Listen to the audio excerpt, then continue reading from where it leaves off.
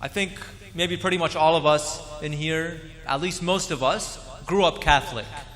And we were raised in the faith, and we've been maybe coming to church all our lives. But when we're faced with maybe some of the questions of our faith, sometimes it is hard for us to answer them, especially when we realize how many different religions there are in this world, how many different systems of belief there are. There's actually over 4,000 religions in this world. And when we look at that, when we think about that, we have to think and we have to understand at least one fact, that not all of those religions can be true. People live as if they're true. People believe in them as if they are 100% true. And they give their lives to them. But not all of them are true. Why? Very simple. Because they all contradict each other. We can't believe in two religions. So then when we understand that, we know that either of two things are true. Either, and some people choose to believe in this first one, no religions are true. Because they all contradict each other, because they all say different things. So then one option is that none of them are true. But then there's only one other option. And it is that one of them is true. And that's what we believe, obviously. Because we know that our faith is not built on just some ideas that were made up.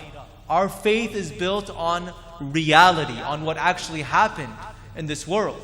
And so if we're going to look at the reality of our faith, the events that happened, that have built up to this moment, to this year and to this journey of our own faith, if we look at all of the events in salvation history from our religion and from all other religions, one event stands out in the history of humanity, that if it's true, will change the world and will change our lives, and will make us understand which religion it is that is actually true. And that one event is what we are here to celebrate, the resurrection of Jesus Christ.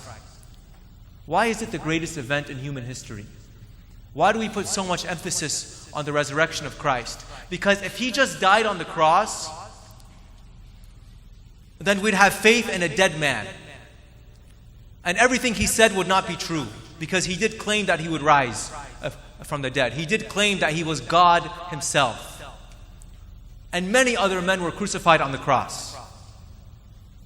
Not just Jesus, but only one man conquered death and rose from the dead. And that person is Jesus Christ. And we know that based on the events that have happened in this world and the events that we read about and that we study about, that the apostles were the first witnesses of this greatest event in human history. We see the story of John and Peter going to the tomb after Mary Magdalene told them that Christ was not there. We know that Christ was not there historically. That actually happened. Christ was not there. There was no body in that tomb on that Sunday morning. So the question is, what actually happened to that body? How do we know that the apostles didn't come and steal it and make up a story? There's a lot of different reasons I can say, but in this short homily, I just want to give you one thought. These apostles who saw Jesus before His death, they saw Him at His death. John the apostle, St. John, was standing there at the cross and he saw Jesus. He saw Jesus after He rose from the dead. And the apostles gave their lives for Christ. You don't give your life for something you don't believe in. Not one person would do that. You're going to tell me 12 people would give their lives for something that they don't believe in? You're going to tell me hundreds of people would give their lives for something that they're unsure of? They were sure that Christ lived and that He rose from the dead, and they gave their lives for that truth, for that reality. Jesus says, "Blessed are those who have not seen and yet still believe." Our faith is in their witness, is in the witness of the apostles, what we hear about in the scriptures and through the church. That's why we believe in Christ. That's why the resurrection is the greatest event in human history, because a man who is God was dead and by his own divine power rose himself up from the grave. And that's why we have hope. We have hope in the resurrection, that we will not die. Just our physical bodies will die, but that's not the end of us. We have souls that live forever and that will never die if we live with Christ.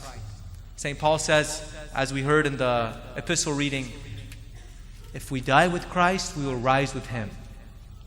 Our lives will have suffering and hardships. We will face temptations, but we have to look at Christ on the cross and share with him in his suffering so that we can share with him in his glory. We have to live in that unity with him on this earth, which we have through his church.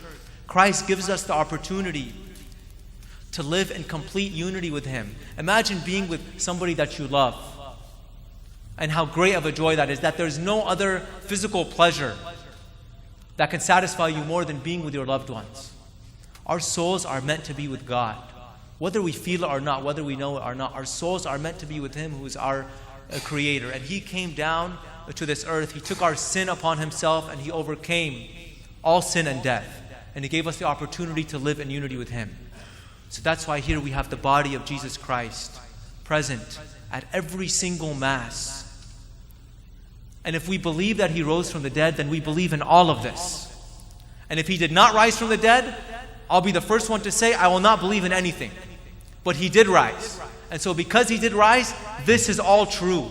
This is true, that Christ's body is physically and spiritually present with us, is true. And if we believe in it, if we believe in the resurrection, if we celebrate Easter, how can we not believe in this?